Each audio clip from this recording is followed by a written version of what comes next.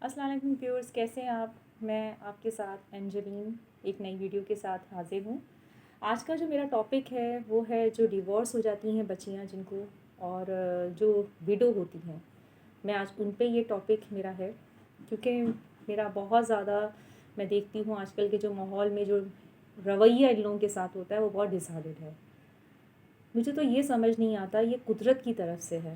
دین اجازت دیتا ہے کہ اگر کسی بچی کی نہیں سمجھ میں آ رہا، آپس میں انڈرسٹینڈنگ نہیں بن رہی اس کے اپنے ہسبینڈ کے ساتھ، اور وہ ایک تعلق الگ کر دیتی ہے روز روز بے عزت ہونے سے، مار کھانے سے، کہ وہ ایک اسٹیپ لے کے سائڈ ہو جاتی ہے، تو لوگ کیوں برا سمجھتے ہیں؟ کیوں مائیں کہتی ہیں کہ بیٹا گزارا کر؟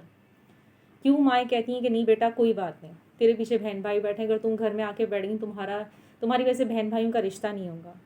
کیوں اولاد کو بلی کا بکرا بنایا جاتا ہے؟ آپ کی اولاد ہے، آپ نے پیدا کیا، آپ نے بڑا کیا، آپ کیسے کسی کے ہاتھ میں اس طرح سونپ دیتے ہو؟ پلیز یہ غور کریے گا اس بات کو۔ وہ بھی گوشت پوش کی بنی ہوئی ہے، وہ مار کھانے کے لیے دنیا میں نہیں آئی ہے۔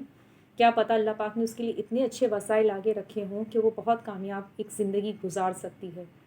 روز روز مرنے سے اچھا ہے کہ وہ ایک اسٹیپ لے اور سائڈ پہ آ جائے۔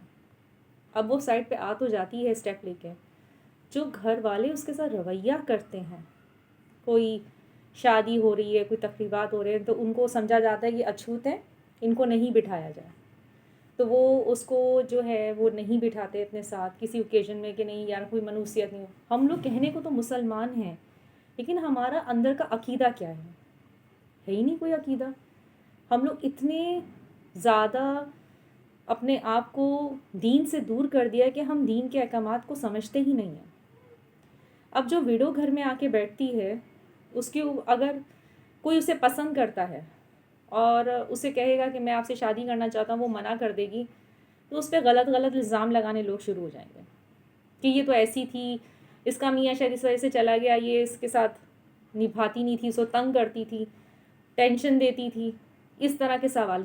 اس بندی سے تو پوچھو اس نے کس طرح اپنے شوہر کے ساتھ زندگی گزاری، اس کی کیا انڈرسٹینڈنگ تھی، جب اس کے ساتھ زندگی گزاری تو اینڈ تک اس کے ساتھ تھی۔ یہ کیا نظر نہیں آتا کسی کو؟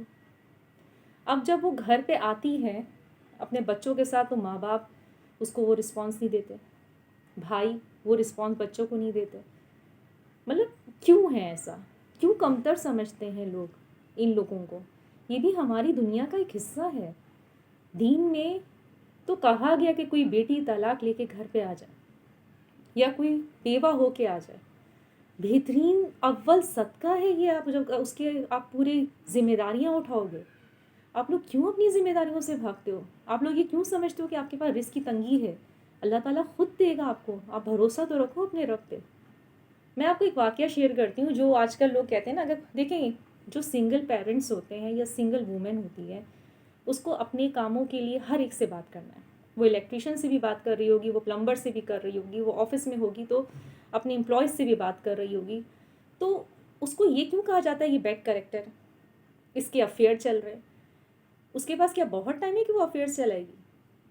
آپ لوگ کیوں اتنی گندی سوچ رکھتے ہو؟ نہیں سوچیں، اس طرح کے گندے الزامات نہیں لگائیں۔ وہ بندی تو برداشت کر رہی ہے، وہ صبر کر کے بیٹھ رہی ہے، لیکن جو رب ہے نا، جس نے اس کو یہ زندگی دی تھی، یہ اس کی آزمائش دی ہے، وہ رب نہیں معاف کرے گا آپ لوگوں کو۔ آپ لوگ آج جو کر رہے ہو ان عورتوں کے ساتھ، وہ کل آپ کے سامنے آپ کی بیٹیوں کے روپ میں آئے گا، آپ کے گھر میں آپ کی بیوی کے روپ میں بھی آ سکتا ہے، آپ کے اوپر آئے گا ضرور، بس یہ یاد رکھنا۔ اور میں نے اپنی آنکھوں سے دیکھا ہے، لوگوں پہ آیا بھی ہے، جن جن لوگوں نے غلط بہتان لگائے۔ ایک واقعہ شیئر کروں گی آپ کے ساتھ۔ ایک عورت تھی، وہ نئی نئی محلے میں آئی اپنے 2 بچوں کے ساتھ، بہت ماڈرن تھی۔ شام کے ٹائم اکثر اس کے گھر میں ایک گاڑی آتی تھی جس میں 2 لوگ بیٹھے ہوئے ہوتے تھے، اور وہ اپنے بچوں کو باہر نکال دیتی تھی۔ بچے باہر کھیل رہے ہوتے تھے، گھر کے اندر نہیں بلاتی تھی بچوں کو۔ جب وہ باہر جاتی تھی تو اتنا پرفیوم لگاتی تھی کہ جہاں سے گزرتی تھی خوشبو آتی تھی، اور تھوڑا پتلا کپڑا پہنتی تھی۔ تو محلے والے کہتے تھے یہ بڑی گندی عورت ہے، اس کے گھر میں مرد آتے ہیں، یہ بیڈ کریکٹر ہے، اس طرح کی باتیں ہونے لگ گئیں۔ خیر، جب اس کا انتقال ہوا تو پھر پتہ چلا کہ اس عورت کو کینسر تھا، اور وہ جو 2 بندے گاڑی میں روز آتے تھے، ایک اس کا دیور تھا اور ایک ڈاکٹر تھا جو اس کا ٹریٹمنٹ ہو رہا ہوتا تھا، تو وہ اتنی تکلیف میں ہوتی تھی کہ وہ باقاعدہ آواز چیختی تھی، تو اس کے بچے اس کی چیخ نہ سنیں، تو اس لیے وہ باہر نکال دیتی تھی اپنے بچوں کو کہ میرے بچے میری تکلیف نہ دیکھیں۔ وہ کپڑا اس لیے باریک پہنتی تھی کہ اس کو تکلیف تھی، اس کے جسم کے ساتھ کپڑا نہ چپکے۔ پرفیوم وہ اس لیے لگاتی تھی کہ اس کی جسم کی سمیل، اس کی چمڑی کی سمیل کسی کے سامنے والے کو نہ آئے۔ تو آپ جو اپنی آنکھوں سے دیکھتے ہو کبھی کبھی وہ سچ نہیں ہوتا، تو آپ اپنی ذمہ داریوں کو آپ جو لگا کے بیٹھے ہوئے ہو نا کہ ہم نے اس بندی کا ٹو کرنا ہے، وہ چھوڑ دو۔ یہ اللہ تعالیٰ اور اس بندی کا مسئلہ ہے کہ وہ کیا کر رہی ہے کیا نہیں کر رہی، سوال جواب جو ہوگا وہ اللہ کرے گا۔ آپ نعوذ باللہ مت پڑو ان مسئلوں میں، آپ اپنی زندگیوں میں خوش رہو۔ اگر آپ ان بچیوں کو اپریشیٹ نہیں کر سکتے نا، تو میں آپ لوگوں سے ریکویسٹ کرتی ہوں کہ اللہ کے واسطے آپ لوگ اپنی زندگی میں بزی ہو جاؤ، وہ جو کر رہی ہیں ان کو کرنے دو، کیونکہ سوال جواب جو ہے جس کا اختیار ہے وہ اللہ کے پاس ہے، آپ لوگوں کے پاس نہیں ہے۔ آپ لوگ تو آرام سے 1 آدھ گھنٹے کے لیے بہتان لگا کے چلے جاتے ہو اور ساری زندگی اس عورت کو جھیلنا پڑتا ہے، یہ آپ تصور بھی نہیں کر سکتے۔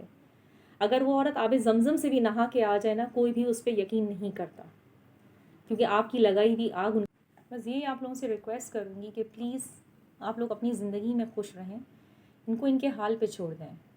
اللہ پاک نے ان کے لیے ایک آزمائش اگر ڈالی ہے تو اللہ پاک ان کو اس آزمائش سے نکالے گا بھی۔ آپ لوگ اپنی قیمتی وقت کو ضائع نہ کریں ان پہ بہتان لگا کے یا ان پہ انگلیاں اٹھا کے۔